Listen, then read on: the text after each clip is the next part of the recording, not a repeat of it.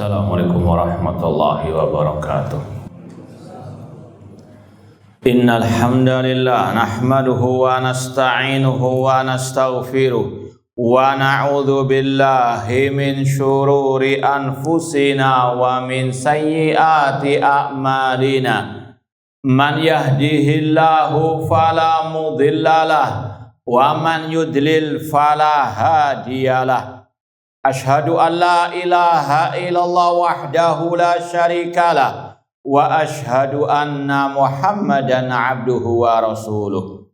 Ya ayyuhalladzina amanu taqullaha haqqa tuqatih wa la tamutunna illa wa antum muslimun.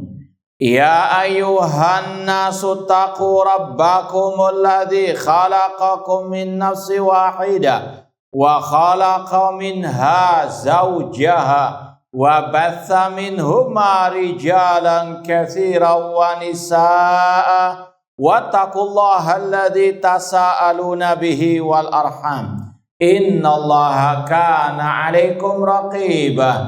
Ya ayyuhalladzina amanu taqullaha wa qulu qawlan sadida yuslih lakum a'malakum wa yaghfir lakum dhunubakum wa man yuti'illaha wa rasulahu faqad faza fawzan 'azima.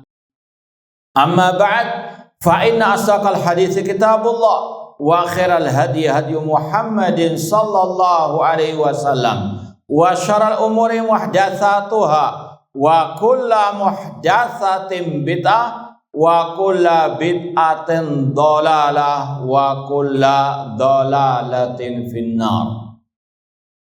Ma'asal muslimin ikhwani fillah wa akhwati, bapak-bapak, ibu-ibu, saudara-saudari rahimani wa rahimakumullah. Alhamdulillah, segala puji bagi Allah Subhanahu wa taala yang mempertemukan kita kembali dalam kajian kitab Mu'taqad Ahli Sunnati wal Jamaah atau Ijma' Salafil I'tiqad oleh Al-Imam Harab Al-Kirmani rahimahullahu ta'ala. Semoga Allah subhanahu wa ta'ala senantiasa memberikan kepada kita keistiqomahan dalam belajar akidah salaf dan berpegang teguh dengannya sampai akhir hayat kita nanti. Sekarang kita sampai pada poin ke-18 halaman 37. Sahih? Taib. Al-Imam Harab Al-Kirmani rahimahullah berkata, wal khilafatu fi Quraisyin ma baqiya minan nasi isnani. Kekhalifahan itu harus dari bangsa Quraisy. Meskipun hanya tinggal 2 orang dari manusia. Ma'asal muslimin ikhwani fillah wa akhwat rahimani wa rahimakumullah. Insyaallah akan ada penjelasan dari pentahqiq ya tentang dalil-dalilnya dan beberapa keterangannya. Namun intinya kekhalifahan harus dari bangsa Quraisy. Ini berdasarkan sabda Rasul yang akan disampaikan oleh pentahqiq dalam Sahih Bukhari. Al-a'immatu fi Quraisy. Rasul mengatakan kepemimpinan alias kekhalifahan harus dari bangsa Quraisy. Yang dimaksud dengan kekhalifahan yaitu kepemimpinan dalam Islam yang menyangkup seluruh negeri-negeri kaum al-muslimin. Seperti dulu al-khulafa ar-rasyidun, ya khilafah Bani Umayyah Al-Abbasiyah.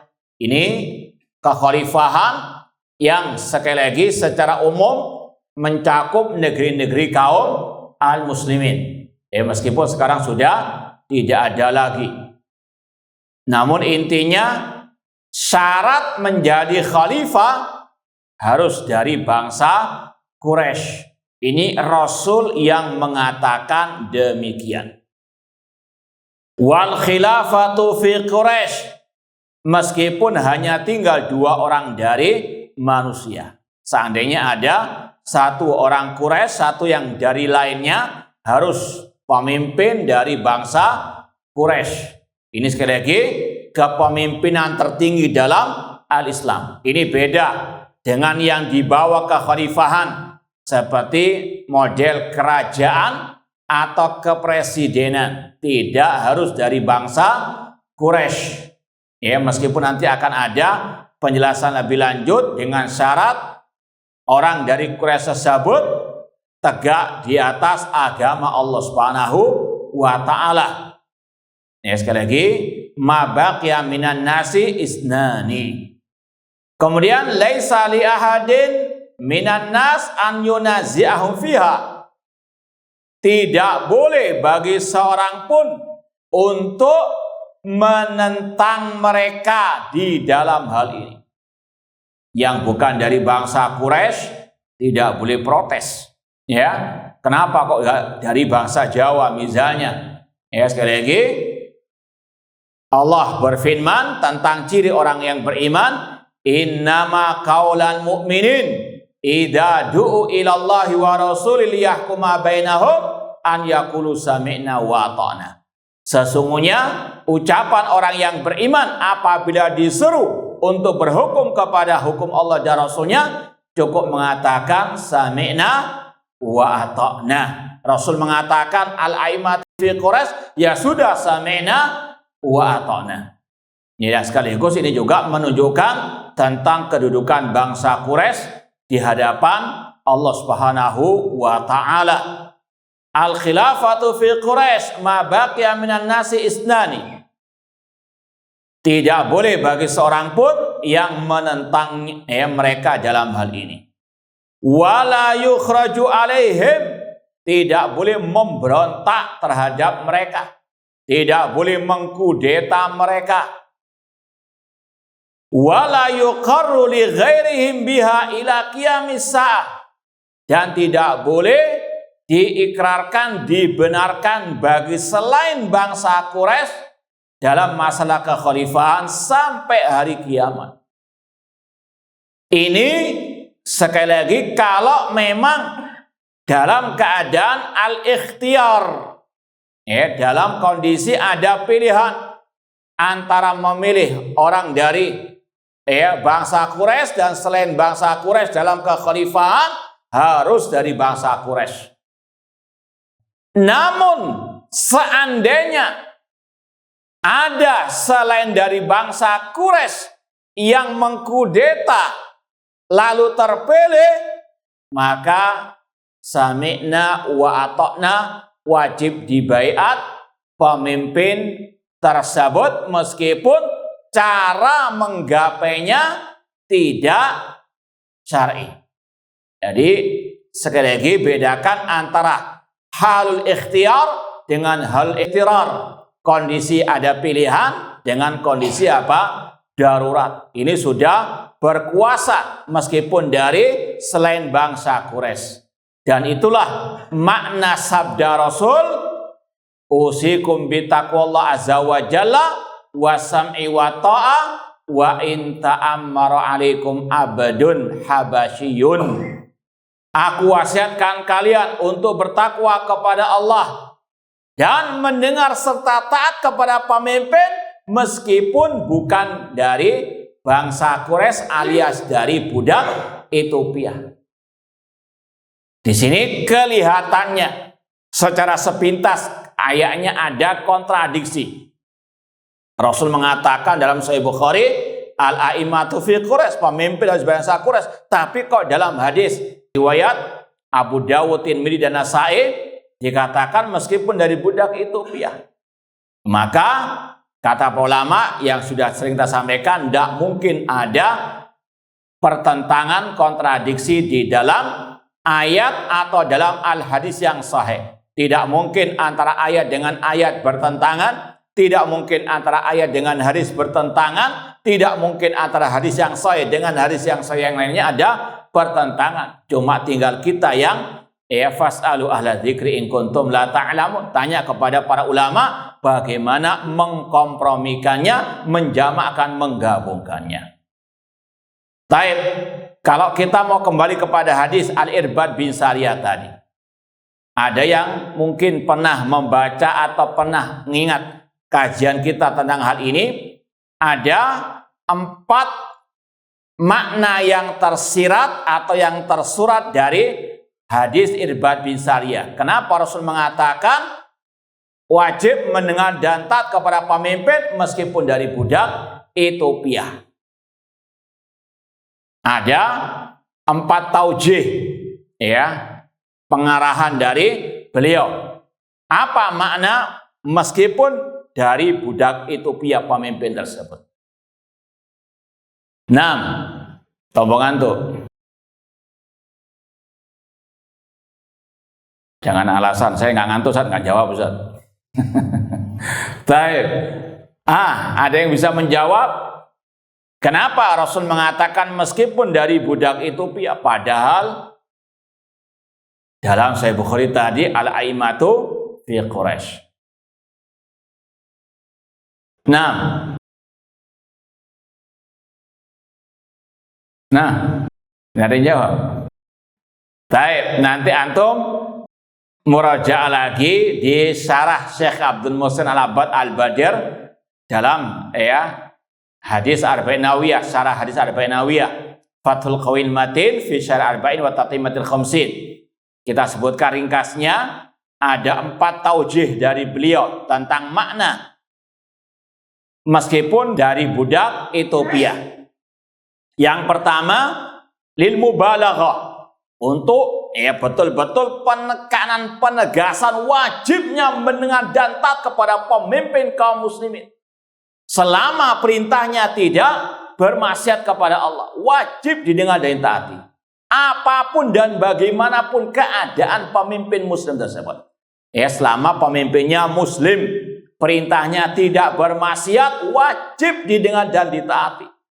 Kalau dalil-dalilnya insya Allah sudah sering kita sampaikan. Ayatnya jelas, ya ayyuhalladzina amanu atiullaha wa rasul walil amri minkum. Nanti akan ada penjelasan lebih lanjut tentang wasam wa ta'ah. Ini kalau mau dikaitkan dengan ayat ini sebagaimana firman Allah, "Qul in kana lirrahmani waladun fa ana awwalul abidin." Katakan wahai Nabi Muhammad, jika seandainya, ini berandai-andai, seandainya Allah Ar-Rahman memiliki anak, aku tetap sebagai manusia pertama yang menyembah Allah. Tidak mungkin Allah punya anak. Tapi ini adalah sekedar apa? Berandai-andai untuk menegaskan, menekankan wajibnya beribadah kepada Allah. Paham ya? Sama dengan tadi. Seandainya pun tidak terjadi, ini sekedar apa? Penegasan. Pentingnya, wajibnya mendengar dan taat kepada pemimpin kaum muslimin. Paham? Meskipun bukan dari bangsa Quraisy. Itu yang pertama makna, meskipun dari budak Ethiopia. Seandainya itu terjadi. Paham? Kemudian yang kedua, makna meskipun dari budak Ethiopia, kalau dalam istilah bahasa para ulama, bi'tibari makana. Dulunya statusnya budak, ya, tapi sekarang sudah bukan budak lagi. Ini bi'tibari makana. Ini maksudnya, kalau dijelaskan lagi, asalnya sebetulnya dia bukan budak, ya. Tapi ketika ada perang antara orang muslim dengan orang kafir, orang muslim kalah, ini sebetulnya dari mungkin bangsa Quraisy. Tapi apa? Ditawan oleh kaum kufar. Jadi apa? Jadi budak. Setelah itu dia apa? Merdeka lagi. Lepas dari perbudakan orang-orang apa? Al-kufar. Paham? Maka apa? Kata-kata meskipun dari budak Ethiopia itu statusnya yang dulu. Tapi ketika sekarang ini jadi pemimpin, dia statusnya bukan dari budak Ethiopia. Paham? Namun dari apa?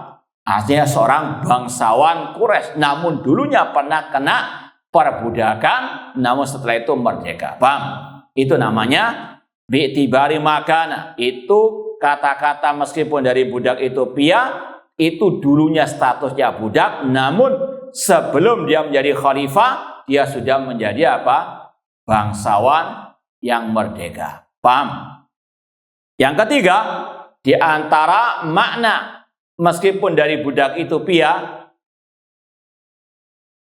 kata beliau, ini yang paling inti yang kita bahas sekarang, yaitu seandainya dia mengkudeta, lalu sudah sukses berhasil mengkudeta, tidak boleh dikudeta lagi, nggak habis-habis nanti. Ya, maka apa? Wajib dibaiat, dikatakan dia sebagai khalifah, pemimpin kaum muslimin. Caranya menggapai kekhalifahan tidak syar'i, tapi kalau sudah berkuasa wajib didengar dan ditaati dan dibaiat, diyakini sebagai pemimpin kaum muslimin. Jadi intinya,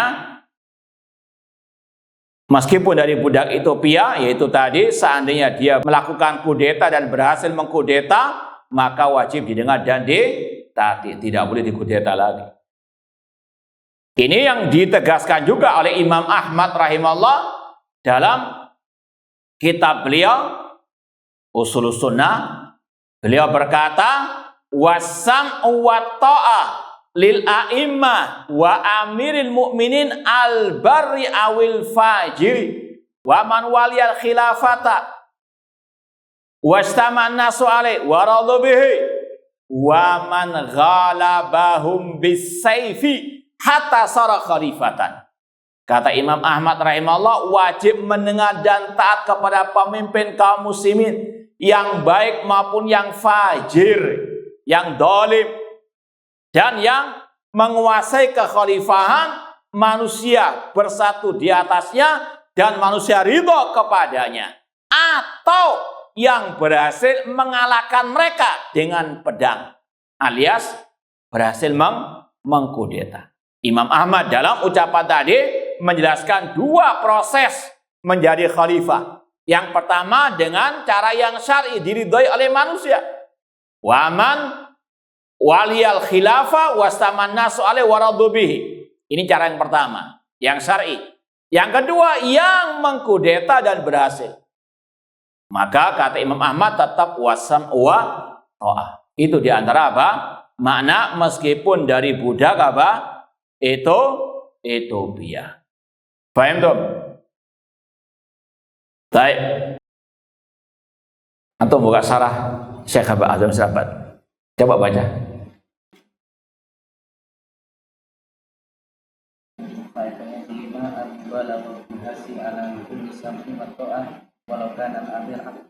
Nah, yang kedua.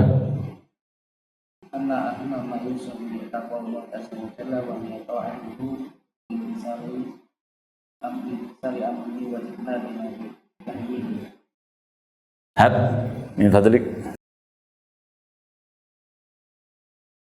Baik, biar lebih mantul lagi kita bacakan ucapan Syekh Abdul Muhsin Al-Abbad dalam syarah beliau.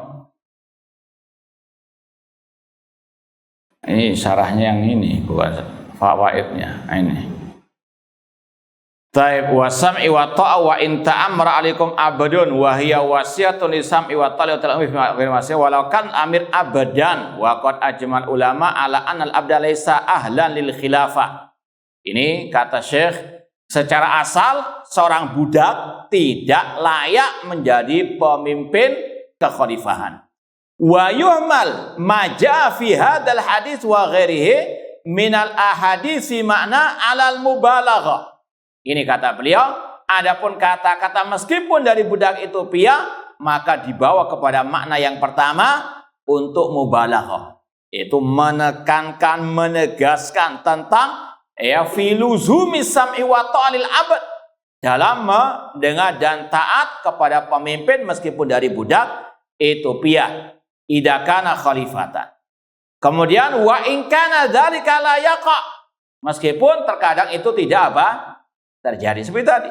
Qul in kana lirrahmani waladun fa ana awwalul, enggak mungkin Allah punya anak. Namun seandainya Allah punya anak, kata Allah, katakan wahai Nabi Muhammad, seandainya Allah Ar-Rahman punya anak, aku yang pertama akan menyembah Allah Subhanahu wa ta'ala. Meskipun tidak mungkin apa? Itu terjadi. Ini menjadi mubalaghah. Kemudian kata beliau, au anna dzalika yuhmal ala tauliyatil khalifah abadan ala qaryatin au jama'atin. Ini yang terakhir yang kalau antum mau tambahkan, yang keempat, ya, ini enggak berurutan yang kita sampaikan tadi, yaitu dalam memilih pemimpin selain khalifah. Ini yang kita isyaratkan tadi, presiden, raja, gubernur, tidak harus dari bangsa apa?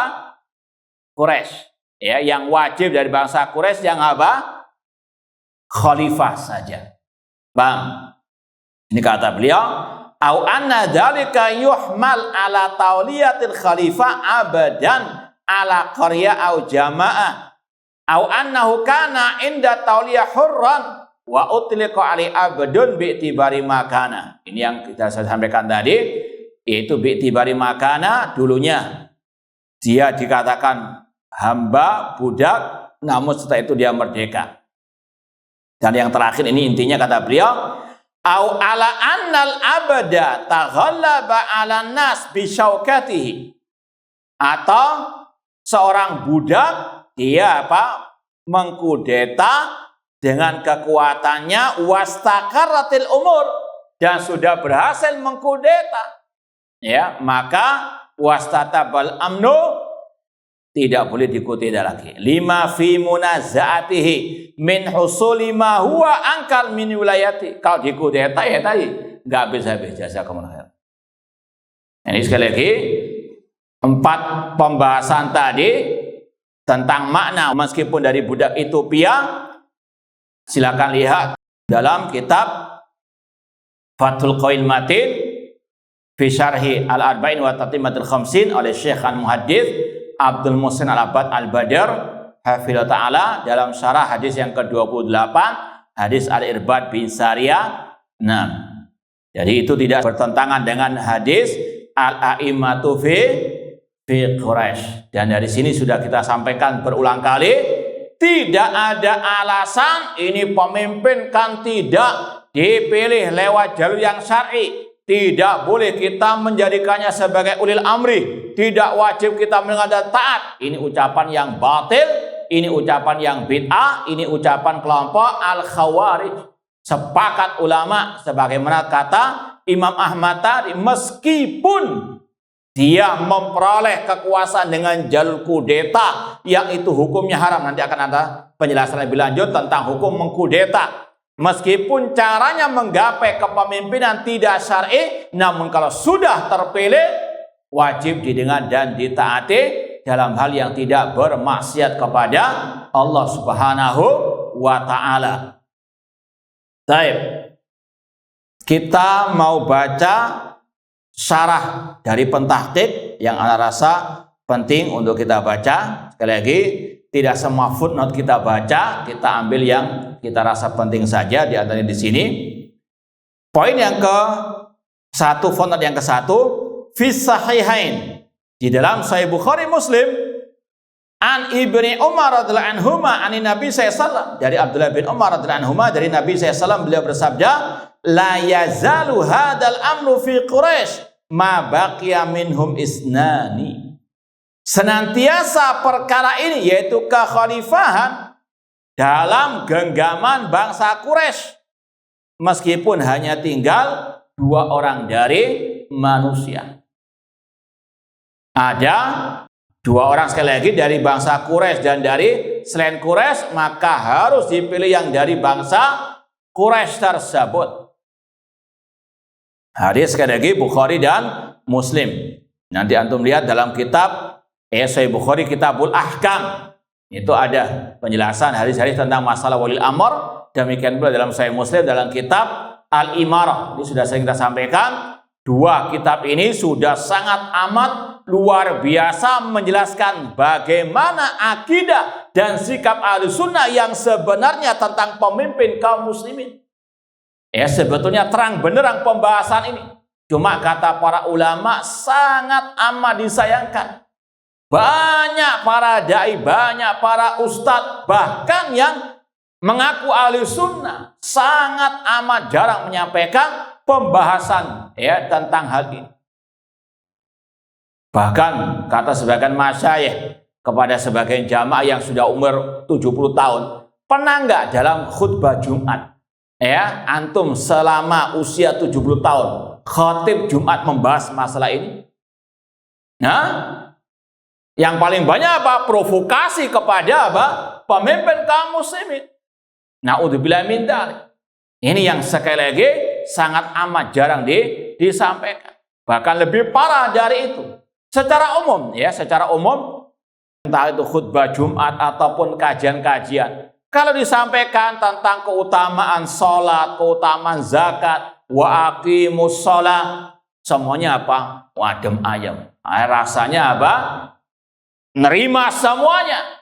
Namun kalau coba sampaikan hadis, man ra'a min amiri syai'an yakrahu falyasbir. Barang siapa yang melihat dari pemimpinnya sesuatu yang tidak dia sukai, bersabarlah. Tidak boleh mencaci maki pemimpin di hadapan umum, harus bersabar.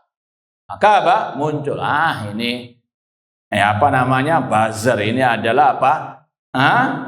Iya, antek-antek pemerintah. Na'udzubillah min dzalik. Ini sekali lagi salah satu pembeda antara Ahlus Sunnah dengan Ahlul Bidah. Pembahasan yang satu. Dan ini sudah kita sampaikan. Di zaman sekarang ini mulai muncul syubhat-syubhat dari dai-dai yang mengaku Ahlussunnah ingin merongrong akidah Ahlussunnah yang sangat amat terang benderang ini, yang sangat paten dan baku.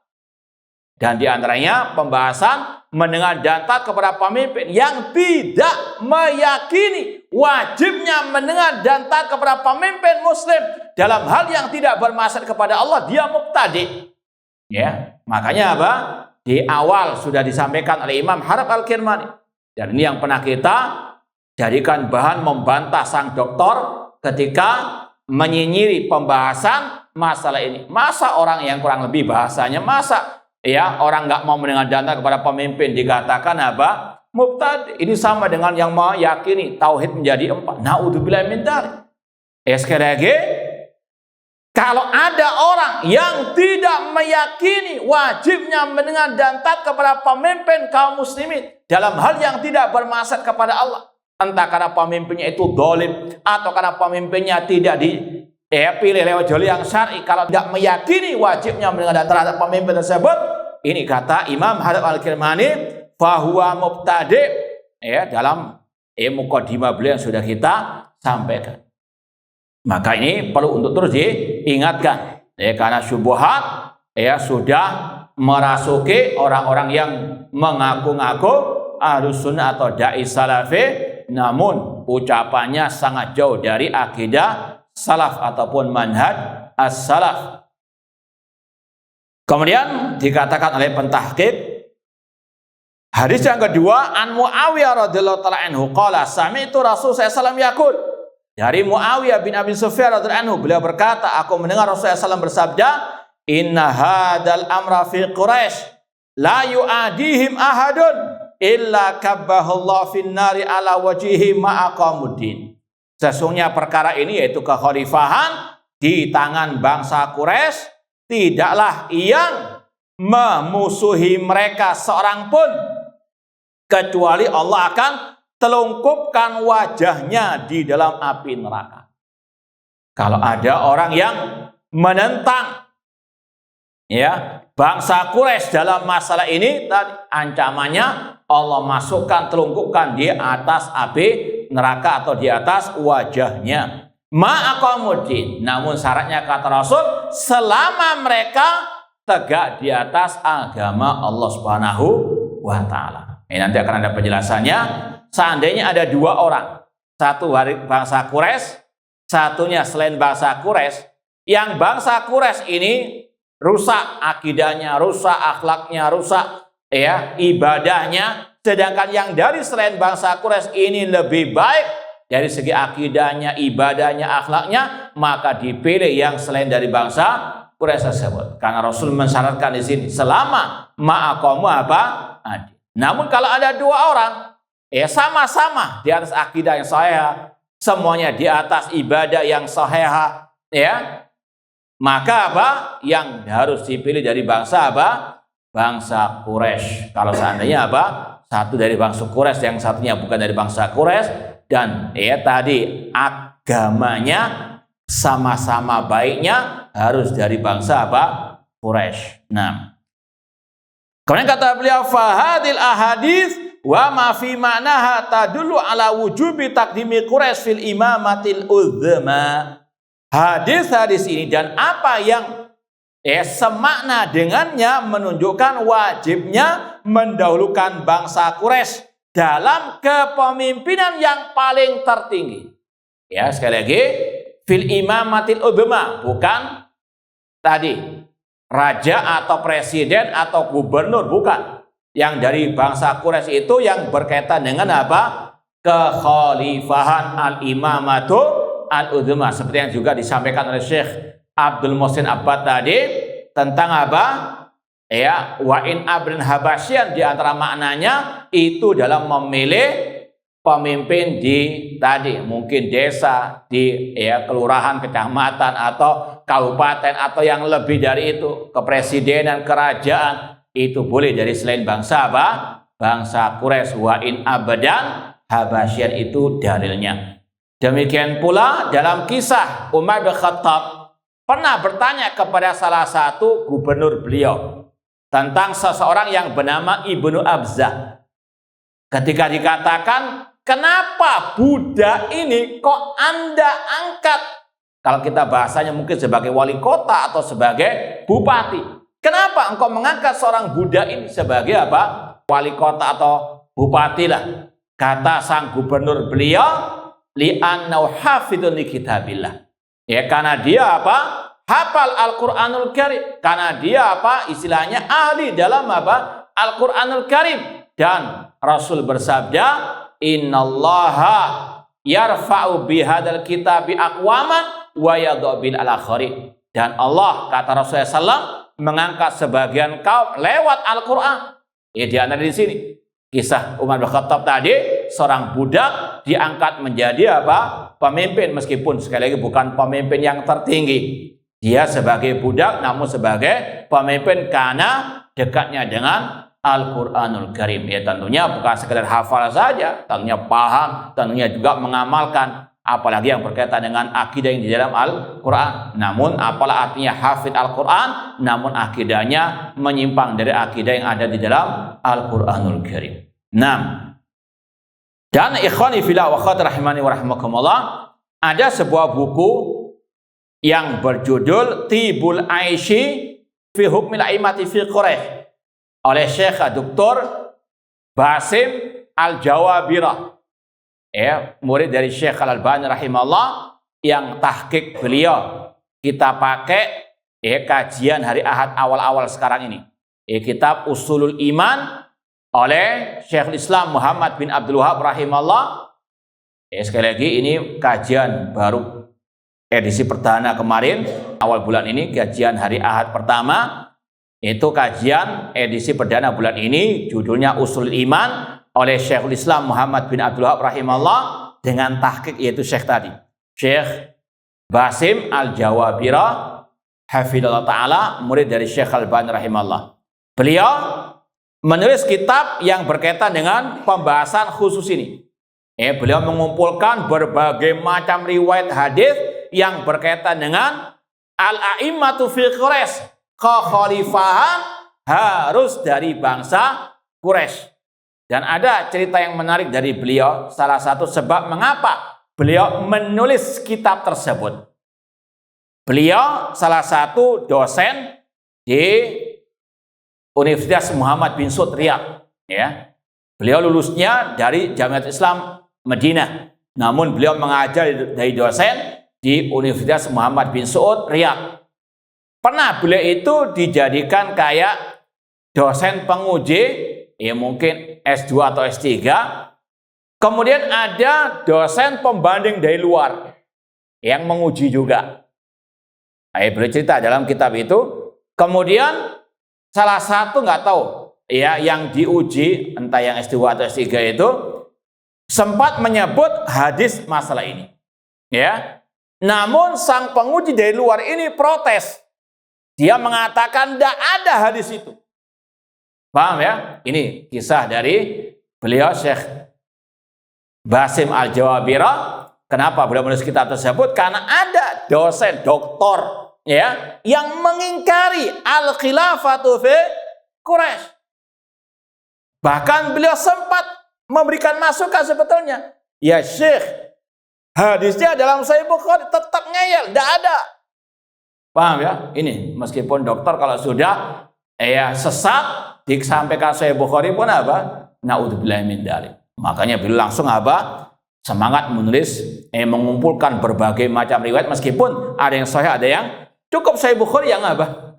Nah, ini terang beneran. Ya, namun beliau apa? Lebih mengokohkan lagi, menguatkan lagi dalam riwayat-riwayat yang lainnya, meskipun ada yang tidak sahih. Namun banyak riwayat-riwayat tentang masalah al-a'immatu fi Quraisy. Maka ini sekali lagi akidah yang tadi sang doktor pun apa? Tidak paham tentangnya, bahkan mengingkari, menolaknya. Naudzubillahi min dzalik. Kemudian kita baca lagi syarah pentahqiq, wa annal qurasyiyata syartun fiha. Bangsa Quraisy ini sekali lagi sebagai syarat orang itu menjadi al-khalifah. Bismillah. Dan tentunya sudah kita pernah sampaikan, namanya al-khalifah yang punya apa? Kekuasaan di wilayah-wilayah negeri-negeri kaum muslimin. Bukan khalifah jadi-jadian. Seperti khalifah ISIS yang masih dompleng di negeri orang. Paham? Ya. Demikian pula yang banyak juga di negeri kita ini. Ya, entah dengan nama khilafatul muslimin atau apapun yang di khalifahkan oleh apa? Pengikutnya. Masih dompleng dia apa? Negeri kaum muslimin dibaiat lagi. Padahal Rasul mengatakan idza buyi'a lil khalifatain faqtulu akhirahuma. Apabila dibaiat dua khalifah, bunuh yang terakhir. Kaum muslimin di negeri ini membaiat presiden. Kalau ada yang dibaiat selain presiden, ini ancamannya kata Rasul. Idza buyi'a lil khalifatain faqtulu akhirahuma. Ya, sekali lagi hati-hati. Kemudian juga ma'asal muslimin, bagi para pengkeramat kekhalifahan, ya, mereka meyakini selama tidak ada khalifah, tidak ada ulil amri, tidak ada kewajiban mengenantah. Ini ucapan yang batil. Ijma' ulama, sebagaimana yang dinukil oleh Imam Asy-Syaukani, Imam As-Sun'ani, Syekhul Islam Muhammad bin Abdul Wahhab rahimahullah, sudah lama kekhalifahan itu terputus. Tidak ada satupun ulama Ahlus Sunnah yang mewajibkan mendengar dan taat harus dari khalifah. Sedangkan presiden raja tidak boleh tidak ada. Ya, itu ucapan yang bid'ah. Ini sekali lagi bantahan bagi para pengkeramat apa?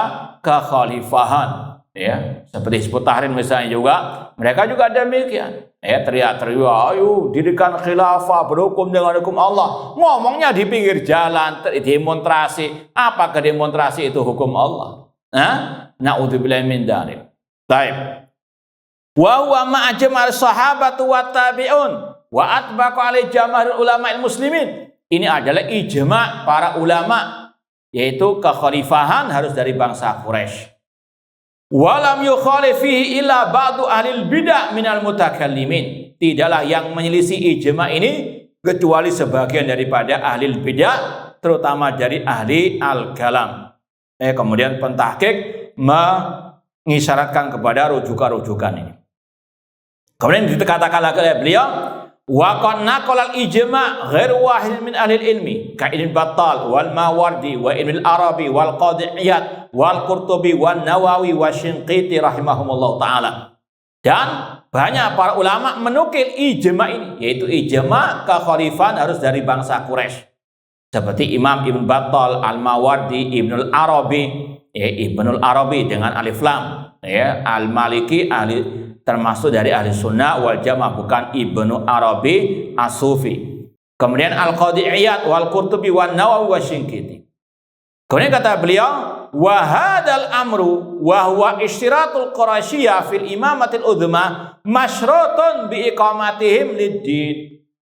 Bahwasanya bangsa Quraisy itu harus didahulukan dalam kekhalifahan kalau sekali lagi dengan syarat mereka tegak di atas agama Allah, wastiqamatihim ala amrillah wa amri Rasulullah sallallahu alaihi wasallam. Fa in khalafu dzalik fa ghairuhum mimman yuti Allah taala wa yunafid awamirahu aula. Namun kalau orang-orang dari bangsa Quraisy menyelisihi agama Allah, apalagi yang berkaitan dengan akidah, maka selain dari bangsa Quraisy yang lebih baik akidahnya, lebih baik ibadahnya, lebih utama menjadi apa? Al-Khalifah. Ya, sekali lagi bedakan antara hukum asal dengan yang kelanjutannya ini. Wa ala hada jalati nusus syariah, dan inilah yang dijelaskan oleh nas-nas syariat seperti dalam hadis tadi, inna hadal amra fi Quraisy la yu'adim ahadun illa kabahullahu finnar ala wajhi ma aqamuddin. Kata Rasul SAW, sesungguhnya kekhalifahan itu harus dari bangsa Quraisy, tidak boleh seorang pun menentang mereka kecuali Allah akan menenggelamkan, menelungkupkan mereka atau dia di atas api neraka, di atas wajahnya. Ma'aqamuddin. Rasul memberikan syarat selama orang-orang Quraisy itu tegak di atas agama Allah Subhanahu wa ta'ala. Kemudian ma'asal muslimin ikhwani fillah wa akhwat rahimani wa rahimakumullah, dan yang terakhir dalam footnote ini yang penting, yang terakhir itu ada kata-kata wa idza taghallaba ghairal qurasyi wa kana dza syaukatin wa quwwatin fa innahu tajib ta'atu ikhmadan lil fitnah malam ya'mur bimasiyah. Kata pentahqiq, apabila ada selain dari bangsa Quraisy yang berhasil mengkudeta, karena dia punya kekuatan yang luar biasa, maka wajib ditaati untuk meredam api fitnah.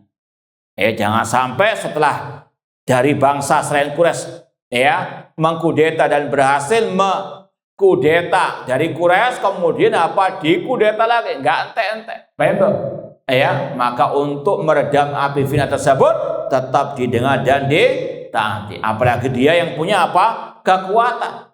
Biarkan dia memimpin karena dia sudah mengalahkan yang dari bangsa Quraisy. Dan di antara hikmah adanya kepemimpinan, kata para ulama, menjaga negeri kaum muslimin dari serangan musuh. Paham ya? Kalau ini sudah bisa berhasil mengkudeta, berarti dia yang punya kekuatan, dan maslahat kaum muslimin lebih terjaga meskipun bukan dari bangsa Quraisy. Paham ya? Bangsa Quraisy saja dikalahkan dengan selain bangsa Quraisy ini, maka ini dibiarkan memimpin karena hikmahnya agar kaum muslimin tidak diserang oleh musuh. Artinya dia yang lebih kuat daripada yang dari bangsa Quraisy tersebut. Nah, intinya asal hukum kekhalifahan harus dari Quraisy. Namun selain dari bangsa Quraisy, kalau memang sudah berhasil mengkudeta atau dipilih lewat jalur yang tidak syar'i, tetap wajib didengar dan ditaati. Nah, kemudian poin ke-19, ini poin 18 sampai poin ke-23, ini pembahasan yang berkaitan dengan akidah Ahlussunnah terhadap pemimpin kaum muslimin. Ini sangat bagus sekali untuk terus disampaikan kepada umat, terutama di zaman yang penuh fitnah ini. Kata Imam Harb Al-Kirmani, wal jihadu madin qaimun ma'al a'immah.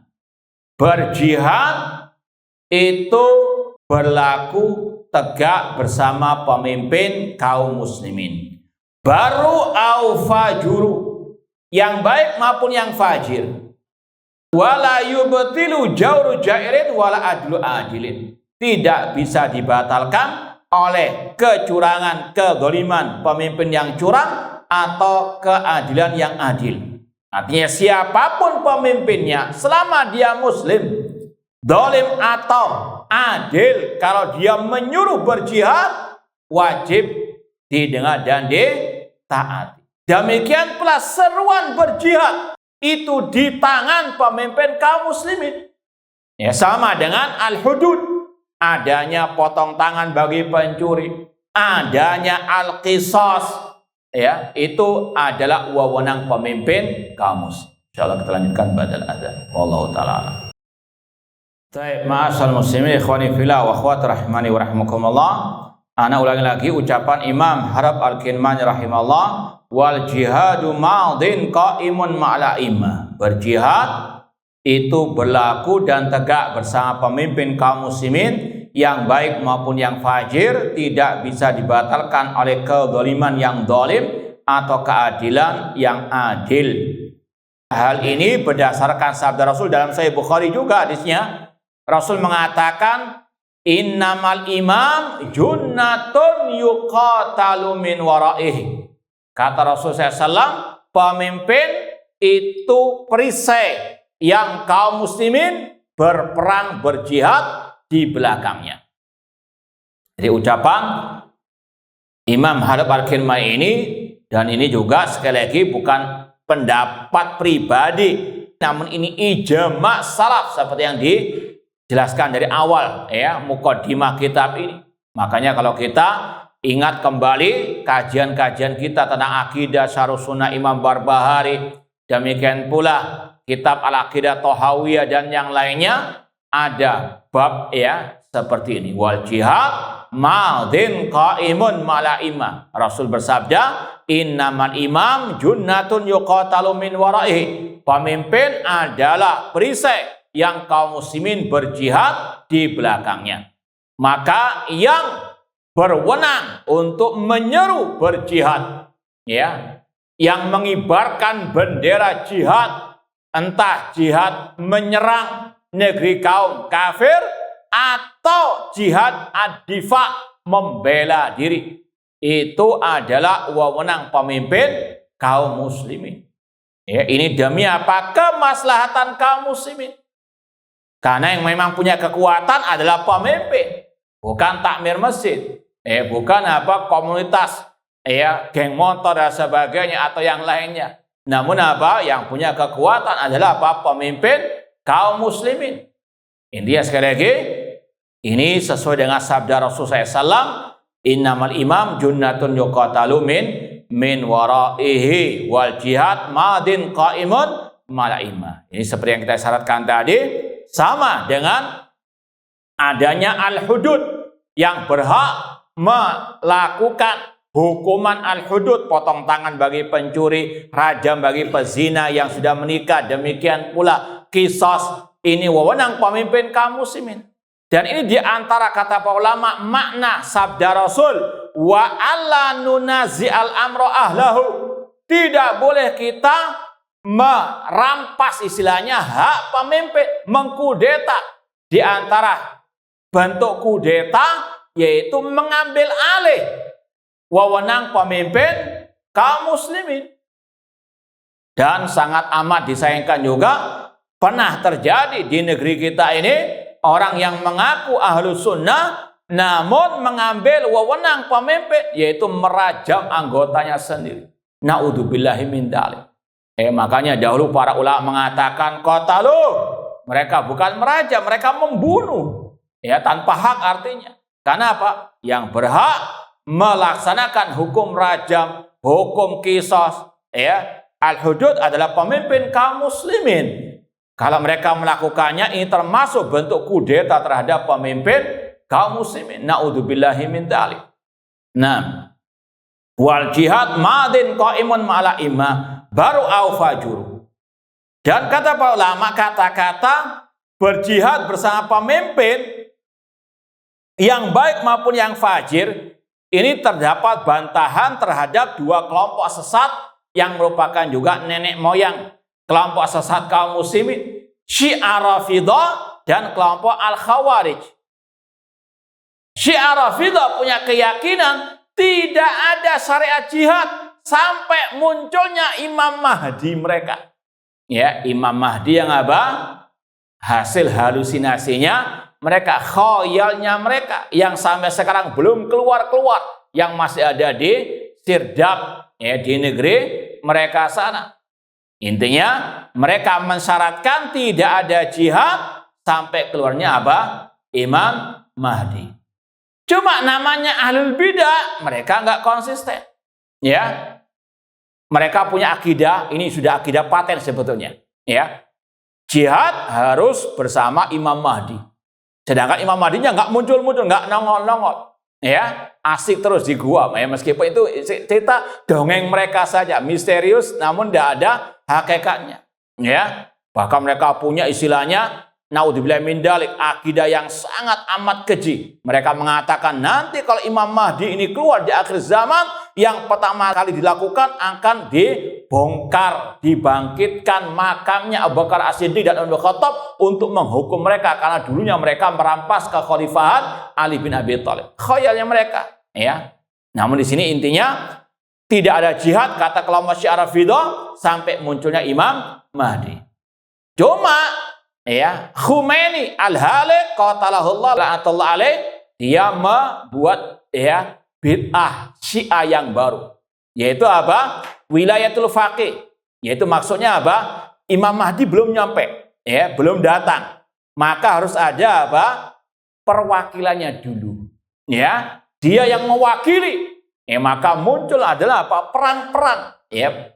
Kata para ulama, seandainya mereka konsisten dengan akidah mereka, nggak ada jihad, nggak ada perang kecuali dengan Imam Mahdi, lastarahna, aman kita. Paham ya? Namun ahlul bidah mencela-mencela. Paham? Katanya nggak ada perang kecuali ada Imam Mahdi. Nah, buktinya mereka sekarang apa? Provokator perang dunia ini. Ya, berbagai macam bentuk peperangan itu bertengah. Mereka salah satu apa? Provokatornya. Qatalahumullah. Intinya apa? Ini akidah mereka secara asal tidak ada jihad sampai munculnya Imam Mahdinya mereka. Yang kedua, kelompok Khawarij, mereka mengatakan tidak ada jihad kecuali dengan pemimpin yang apa? Adil.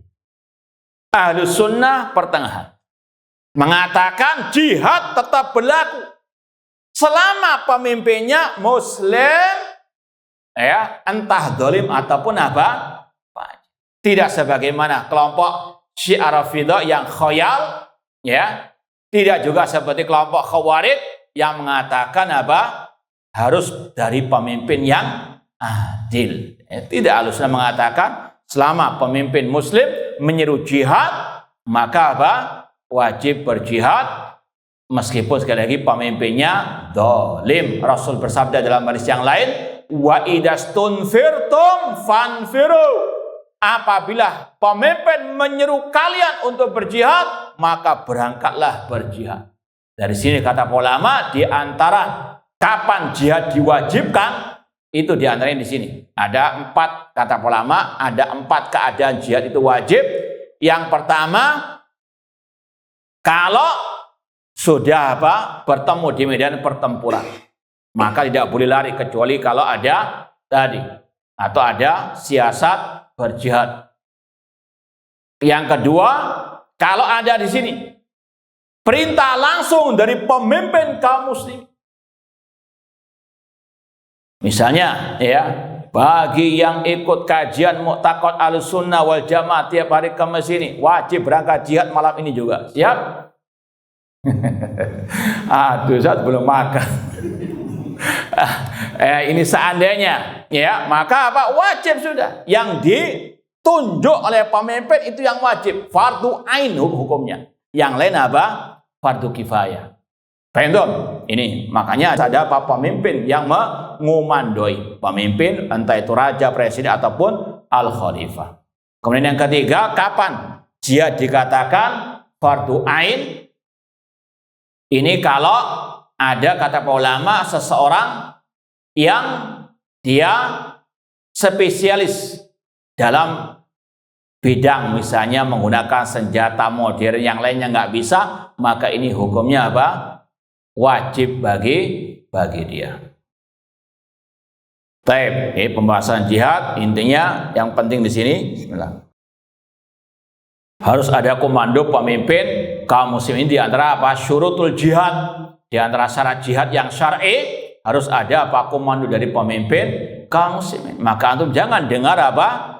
Celotehan ataupun ya propaganda atau keluar-keluarnya orang-orang siapapun, entah dia ya ustadz ataupun siapa yang menyuruh jihad tanpa ada komando dari pemimpin kaum muslimin. Ya sama dengan tadi al-hudud.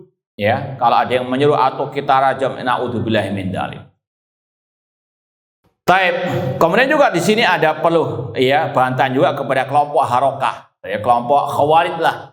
Ya, mereka suka menuduh kita ini disamakan dengan Syiah Rafidhah. Kalian itu nggak mau jihad, sama dengan Syiah Rafidhah menunggu Imam Mahdi muncul. Naudzubillahi min dzalik. Ya, farqun baina sama wa sumur bor itunya. Beda sama sekali ya antara Ahlus Sunnah dengan kelompok Syiah Rafidhah. Syiah Rafidhah mengatakan pemimpin yang mereka tunggu untuk berjihad adalah Imam Mahdi yang sekali lagi khayal, tidak ada hakikatnya, fiktif, tidak ada apa wujudnya sama sekali. Ya, sedangkan Ahlus Sunnah mengatakan dalam kitab-kitab akidah jihad bersama pemimpin yang apa ada wujudnya, yang ya zalim maupun yang fajir. Wallahu ta'ala alam. Semoga yang kita sampaikan bermanfaat. Kurang lebihnya mohon maaf. Wa jazakumullahu khairan. Aqulu qouli hadza wa akhiru da'wana anil hamdulillahi rabbil alamin. Wassalamualaikum warahmatullahi wabarakatuh.